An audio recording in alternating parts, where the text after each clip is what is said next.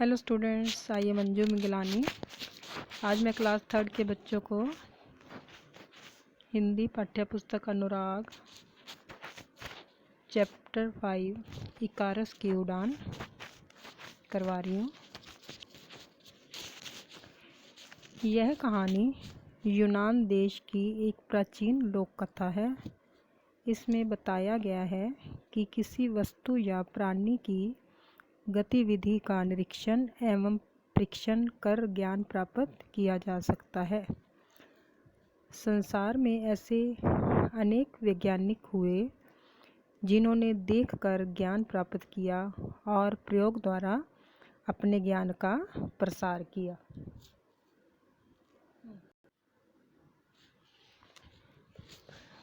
बच्चों, मैं chapter read करवा रही हूँ, थोड़ा ध्यान से सुनना। अगर आप चैप्टर को अच्छी तरह ध्यान से पढ़ते हो या सुनते हो तो उसमें आपको क्वेश्चन आंसर करने में मुश्किल नहीं आती। सैकड़ों वर्ष पहले की बात है कि यूनान देश के एक द्वीप में डेडालस नाम का एक ज्ञानी व्यक्ति रहता था।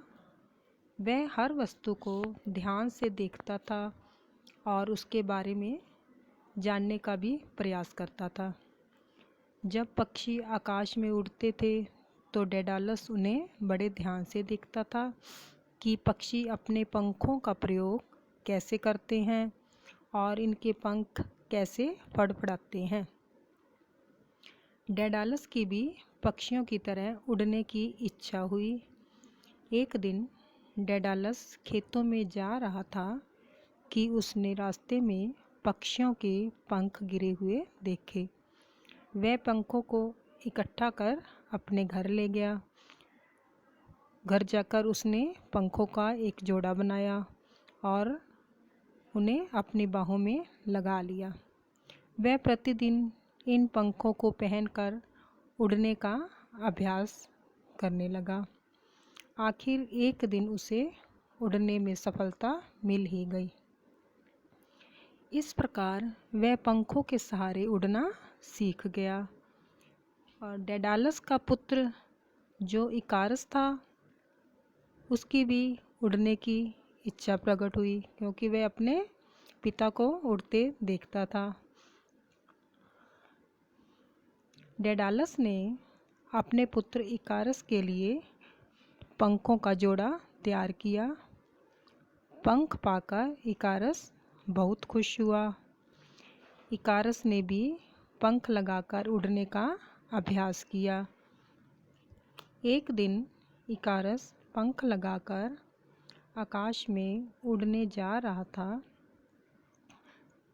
तो डेडालस ने अपने पुत्र को बुलाकर समझाया और कहा कि बेटा, ज़्यादा ऊंचाई तक मत उड़ना और सूर्य के निकट मत पहुंचना। अगर तुम सूर्य के निकट चले गए तो सूर्य की गर्मी से मोम पिघल जाएगा, क्योंकि जो थे वो मोम से चिपकाए हुए थे ना। इकारस ने पिता की बातें तो ध्यान से सुनी, कहता ठीक है, परंतु उड़ने के जोश में वह सब पिता की कही बातें भूल गया। खुशी खुशी इकारस ने बाज की तरह उड़ान भरी। वह खेतों के ऊपर उड़ा, पहाड़ों के ऊपर उड़ा और समुद्र के ऊपर उड़ा। वह इतना ऊंचा उड़ गया कि उड़ने की धुन में वह अपना ध्यान ही खो बैठा और उड़ते उड़ते बहुत ऊपर तक उड़ गया।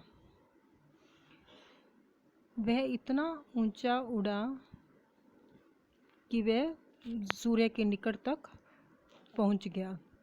इकारस को अचानक गर्मी सी महसूस हुई। जब उसे गर्मी महसूस हुई तो उसे अपने पिता की समझाई बातें भी याद आई कि पिता ने कहा था कि ज़्यादा ऊंचाई तक मत जाना। लेकिन अब तो वह सूर्य के निकट पहुंच चुका था। अब काफ़ी देर हो चुकी थी। अब इकारस ने नीचे उड़ने का प्रयास किया, लेकिन बहुत देर हो चुकी थी।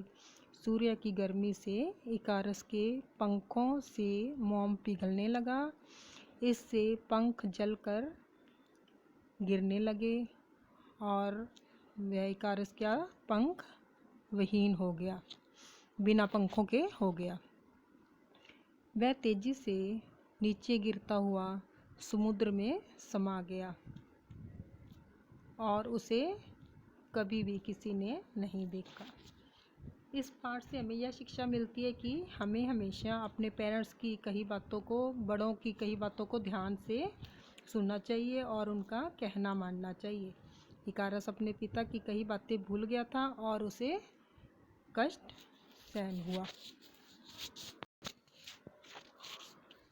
इस पाठ के शब्द अर्थ हैं: द्वीप मीन्स टापू, प्रतिदिन हर रोज, उमंग मीन्स उत्साह या जोश, गुजरना जाना, धारण करना पहनना, महसूस अनुभव। अब इसके क्वेश्चन आंसर है। पहले मौखिक है। फर्स्ट क्वेश्चन, डेडालस क्या चाहता था?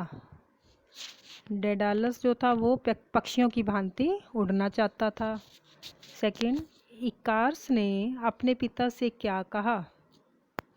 इकारस ने अपने पिता से कहा कि पिताजी मैं भी उड़ना चाहता हूँ। पंख विहीन होकर इकारस कहाँ गिरा?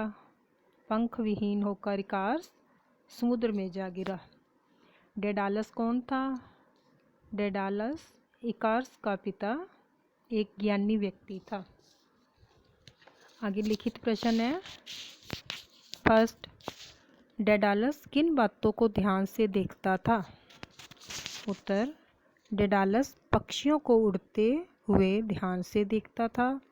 वह देखता था कि पक्षी किस प्रकार पंखों का प्रयोग करते हैं, वह अपने पंख कैसे फड़फड़ाते हैं।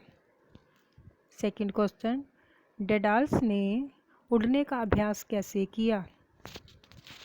उत्तर, उसने पक्षियों के गिरे हुए पंखों को मोम से जोड़कर अपने लिए पंखों का जोड़ा बनाया।